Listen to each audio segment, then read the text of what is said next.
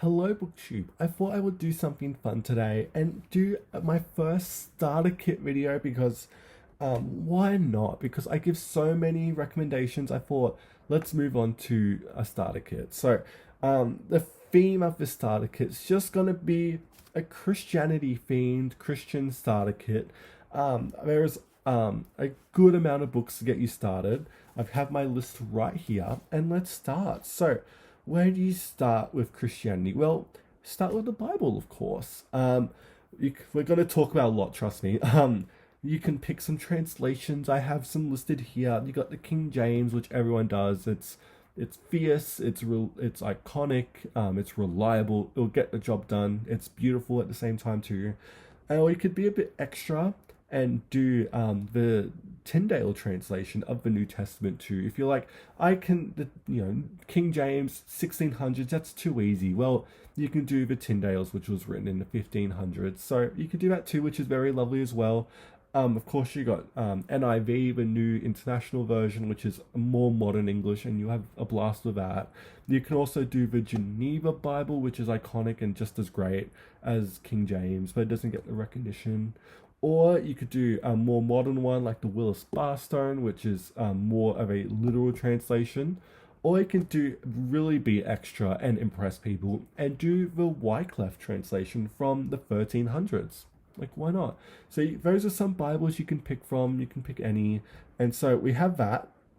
And then where do you go after the Bible? Because there's so many Christian writings, and I'm here to help you in the starter kit. Well, there's a couple ways you could go, but I'm going to say your next author to go to after the Bible is Eusebius. He wrote a history of the church, and it is the only early document about the church, like literally in the ancient Roman world. And it's incredible. Eusebius is more of a literal historian. He doesn't take as much mythological stuff like that, like you see with a lot of like Bede or who else, Herodotus or someone like that, where Eusebius is more focused on the facts, kind of like a Xenophon or someone like that. But yeah, so the only ancient text we have of how the church started, go to Eusebius. You'll have an absolute blast with him. So you can do that. You can also do Augustine, because Augustine is fierce. We love Augustine here. And read everything he ever done. Like, I know it's a starter kit, but literally read everything he ever done. His sermons, his notes on certain books of the Bible. You have literally just so much. But you can also do Confessions. That's the main one I'm going to say today. Everyone knows the Confessions. One of the most relatably beautiful works of the ancient world. And it's sold everywhere. You'll find a copy of it. But if you want to be a bit extra, I get it. If you want a bit more of an obscure, bit more ambitious recommendation, do City of God, because why not? It's probably the first great Christian epic, to be honest. It's incredible, and you'll have an absolute blast with it. It is dense and like non-fiction-y, but Augustine literally holds your hand throughout the entire thing, and so you'll be fine. It is very long though, so have that. And then after Augustine, Rome collapses. He's pretty much one of the last major Roman writers. And then I'm just going to say do the Desert Fathers. There's a big collection of their writings. These are some monks who lived after the collapse of the Roman Empire in Egypt or whatever, and they had a lot of unique, more philosophy, which I don't like as much, but I do have to mention them because like they appear everywhere. Same as like the Church Fathers, they're just not accessible, so I haven't read them yet, but also there's so much to read. And this is a starter kit too, so we have that. We have Augustine, then move on to Anselm of Canterbury too. I know I'm missing out on some people like Bede, of course, but I think Bede's more of an historian than a Christian writer, even though he kind of blends the both. But I'm going to say Anselm, very more philosophy like Augustine, bit of slice of life. I do find Anselm to be really nice. He's very much more tolerable than some of the other writers I'm going to be talking about today, but pick up Oxford does a lovely edition of Anselm of Canterbury. He's very interesting to read about too. And let's move on to the Middle Ages now. I know Anselm is technically Middle Ages, but let's keep on going to the Golden Legend, some saints' lives, because why not? Saints' lives were incredibly important to the Western world, and especially to Christianity, but because of different denominations and all that, they've been slowly moved out of popular, perception pretty much, unless you're Catholic or whatever. But Saints' lives are incredible. They're very interesting to read and to think about how these were literally real people too, who went through some pretty awful stuff and died some pretty brutal ways. You could do the Golden Legend, and we'll talk about more Saints' lives later on, but the Golden Legend is such an important cornerstone in the Middle Ages. Like, it was such a huge big bestseller. Everyone knows it, but no one talks about it now. So you could do the Golden Legend. I would throw in Dante too. Just Dante. He loves Christianity. You can't talk about religious, like, influenced writing. Like, Dante literally helped shape Christianity, and again, he's important. So he's on the list too. So yeah, just do the entire Divine Comedy, like, literally. We're moving on to Thomas Aquinas. Now, I don't like Aquinas at all. I think he's the Aristotle of theologians. He's boring, he's dull, and he's so lame. Like, literally. Compare him to Augustine or even Anselm. I'm like, it's so bad. Like, it's just nothing for me. So I'm going to say do Aquinas. Give, like, a selected works a try, because he is so important and influential, and give him a try. He's kind of like veggies. Then we have... Who's next? We have Norwich and Margery Kempe. You know Julian Norwich. I done Holy Sunday videos on her. Revelations of Divine Love was hugely important and influential, very personal too. And one thing I will pick up on here is that a lot of the Christian writers of the Middle Ages were women. Not all of them, but there was a good handful really that you don't really hear about, because you normally just think, oh, Sappho.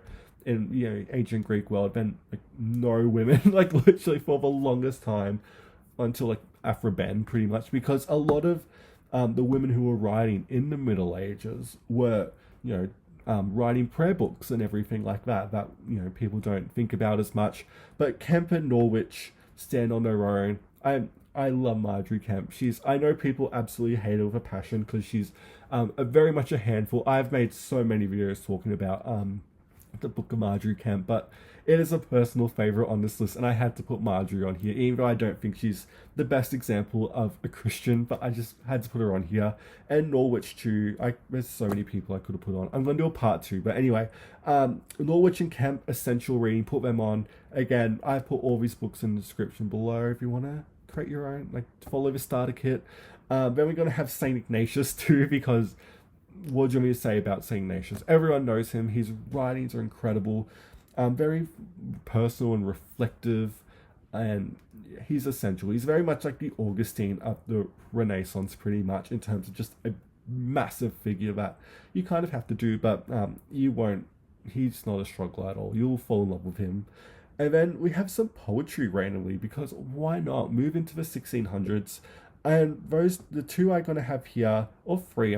I forgot to put Milton on this list, obviously, but he's here, like, literally. But I'm gonna focus on George Herbert and John Donne. What do we say about them? I've done videos on them. John Donne is honestly one of the greatest English writers ever. Like, literally, he would be in my top 10. Like, he's just so incredible. I've never been much of a George Herbert girly, because I feel like he's just too sentimental, a bit too sappy for me, especially when you compare the two. I've just been a John Donne person, like, literally forever. But essential reading, a starter kit level essential reading, if you want to get, if you like your Christian poetry, pretty much, because why not? But yeah, so we're going to have those three too. And then that's more the classic side of things. Let's get into some more non-fiction books, because why not? In terms of critical Bible editions, if you want to do a Bible but have a lot more information on the side, in terms of the Old Testament, you've got to do with Robert Alter. It's a big 3-volume hardcover, but I'm surely they've done separate volumes of... Oh my god, no, not separate volumes of... I'm getting confused, but Robert Alter's Old Translation Testament is literal, but it's more of a linguistic translation. Like, he explains certain words and the meanings and how it changed into English. It's just so much, and it's such an incredible read, and you'll feel so much smarter reading it. Robert Alter's Old Testament is just insane, and it is, I would say it's honestly an essential Bible to have, just as much as the King James or Tyndale or Wycliffe or whatever. And then for the New Testament, I'm going to say Raymond Brown. Father Raymond Brown. Everyone loves Raymond Brown. I've never met anyone who didn't like him. He's so great. What do you mean to say? His introduction to the New Testament is one of the most, for me at least, one of the biggest gateway doors to understanding the New Testament. He is just so thoughtful and compelling, and every time I read him, like, I need to annotate this and, ponder about it for some reason. He's just so smart. And so if you want some more critical editions, just go for those. Again, there's so many I could pick, but those are some personal favorites. And then let's move to some more general, just non-fiction stuff. A History of Christianity by David Macculloch. Everyone knows this. It's a big bestseller. Massive too. It is a big read, but if I'm putting City of God on this list, like literally, you can do this.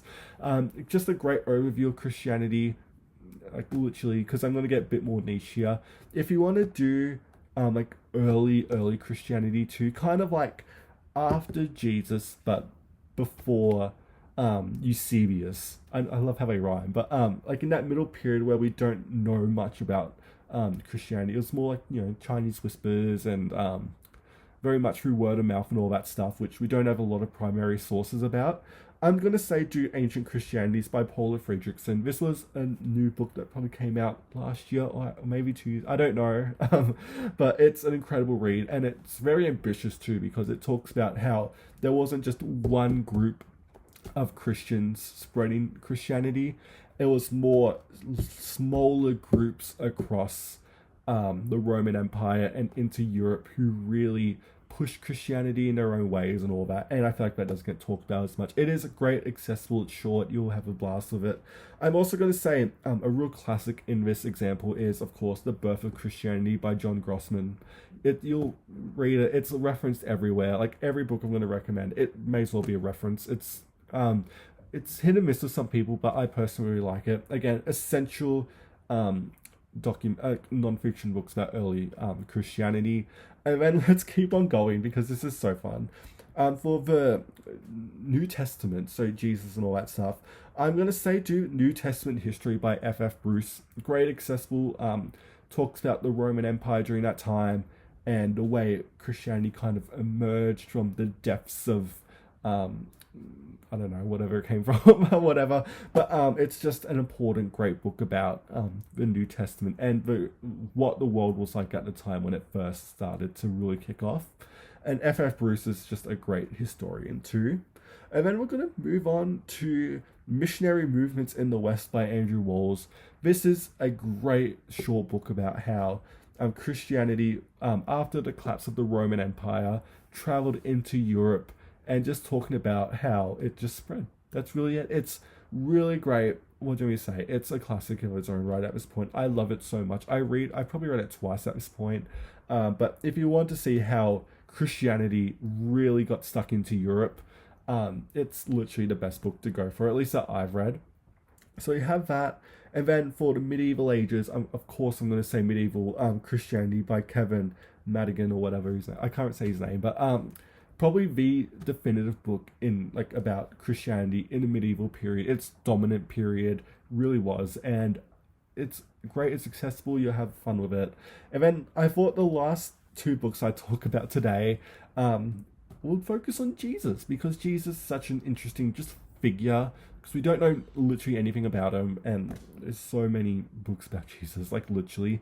I could have done an entire starter kit on just Jesus himself, but I've got two books here today. I have N.T. Wright. I like N.T. Wright. I find him a bit repetitive at times, but you'll be fine with him. How Jesus Became God. Eye-opening. It's a classic for a reason. You'll absolutely love it. And then my personal favorite one is Jesus Through the Centuries, of course, by Jorslav Pelikan.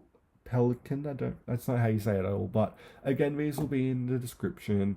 And two essential books to understand how Jesus evolved from whatever he was in real life to becoming such an important figure, and how cultures adapted to it and changed Jesus and the way even just his image alone. But yeah, so that's a quick starter kit, just a starter kit with 28-ish books. But if you want a part two of this starter kit, let me know and I will happily keep going. And yeah, if you have any great starter kit books about Christianity, please let me know in the comments. And yeah, thank you so much for watching BookTube, and I will see you next time.